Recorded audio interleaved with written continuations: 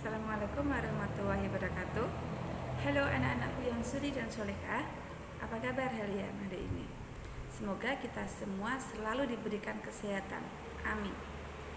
Pada pertemuan kali ini, kita akan belajar pelajaran kelas 4, tema 2, subtema 3, pembelajaran 4, yang meliputi mata pelajaran Bahasa Indonesia dan PPKN.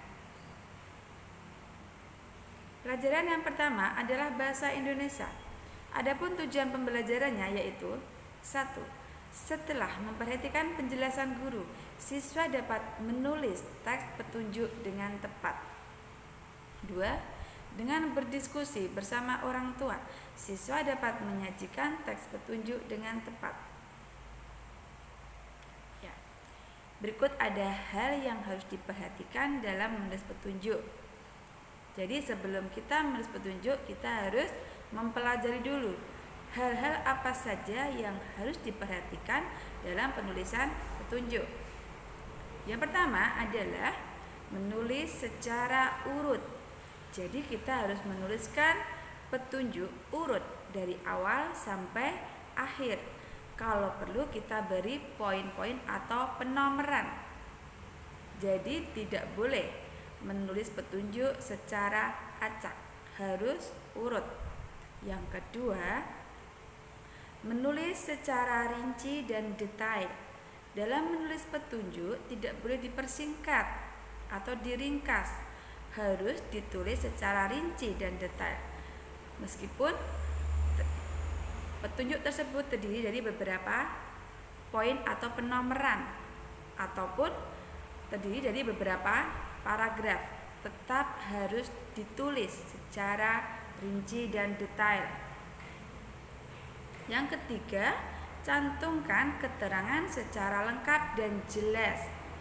Semisal pada teks petunjuk pemakaian obat, harus disertakan keterangan secara lengkap dan jelas, baik takaran maupun waktu pengkonsumsian obat. Yang keempat, cantumkan hal-hal yang harus dihindari. Ini yang sangat penting dalam menulis petunjuk. Kita harus mencantumkan hal-hal apa saja yang harus dihindari. Biasanya di sebuah kemasan benda, terutama obat, ada tulisan jauhkan dari jangkauan anak-anak. Berarti ini hal yang harus dihindari, harus dijauhkan dari anak-anak. Ada lagi yaitu hal yang harus dihindari dalam pemakaian obat, semisal usia. Biasanya dalam pemakaian obat ada teks petunjuknya yang mencantumkan batas usia yang boleh mengkonsumsi obat tersebut ataupun perbedaan takaran pada batas usia tertentu. Yang kelima, gunakan bahasa singkat, jelas, dan komunikatif. Dalam menulis petunjuk harus menggunakan bahasa yang jelas, yang bisa dipahami oleh pembaca dan bersifat komunikatif.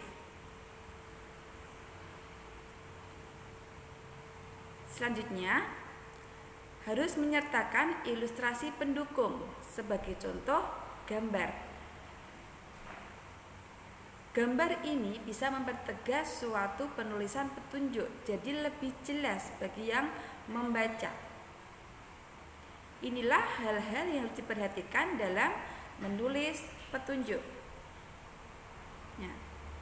Ini adalah tugas siswa. Yang pertama, mengapa teks petunjuk harus jelas. Yang kedua, bertanyalah pada orang tua cara membuat minuman berkhasiat. Kemudian tulislah dalam bentuk teks petunjuk. Jadi, kalian harus membuat teks petunjuk cara membuat minuman berkhasiat. Jangan lupa harus urut. Kalau perlu diberi nomor 1, 2, 3 dan seterusnya. Dan gunakan bahasa yang jelas dan komunikatif, tidak boleh diringkas. Pelajaran berikutnya adalah PPKN.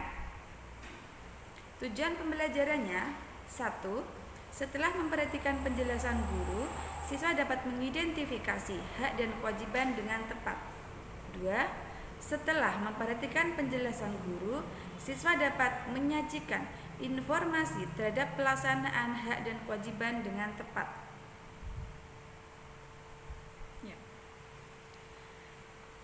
Dalam pasal 29 Undang-Undang Nomor 30 Tahun 2009, di sini menjelaskan tentang perlistrikan, yaitu memuat hak dan kewajiban warga negara dalam hak perlistrikan. Hak warga yang termuat dalam pasal 29 Undang-Undang Nomor 30 Tahun 2009, yaitu hak mendapatkan pelayanan dalam keperluan listrik.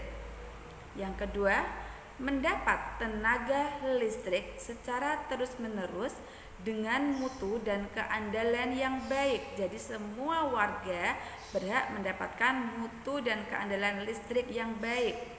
Yang ketiga, memperoleh tenaga listrik yang menjadi haknya dengan harga yang wajar. Jadi setiap warga berhak mendapatkan harga yang wajar terhadap pemakaian listrik. Jadi tergantung dari pemakaian listrik. Tidak semua warga itu harus membayar dengan jumlah harga yang sama, tapi tergantung dari pemakaian listrik masing-masing warga. Di samping kita memperoleh hak kita sebagai warga negara yang baik, kita juga harus melaksanakan kewajiban kita. Kewajiban kita yang berhubungan dengan pasal 29 Undang-Undang Nomor 30 Tahun 2009, yaitu 1. Menjaga keamanan instalasi listrik. Yang kedua, memanfaatkan tenaga listrik sesuai peruntukannya. Jadi kita tetap harus berhemat listrik. Yang ketiga, bertanggung jawab apabila karena kelalaiannya mengakibatkan kerugian. Inilah hak dan kewajiban warga negara yang baik yang berhubungan dengan pasal 29 Undang-Undang Nomor 30 Tahun 2009. Tugas siswa: 1. Diskusikan dengan keluarga tentang hak dan kewajiban sebagai pengguna listrik di rumah. Kemudian tulis hasil diskusimu. Jadi kalian harus menulis hak dan kewajiban sebagai pengguna listrik di rumah. Tugas kedua, kerjakan LKS tema 2 halaman 89. Sekian dari Bu Titi, semoga bermanfaat bagi kita semua. Terima kasih. Assalamualaikum warahmatullahi wabarakatuh. Bye-bye.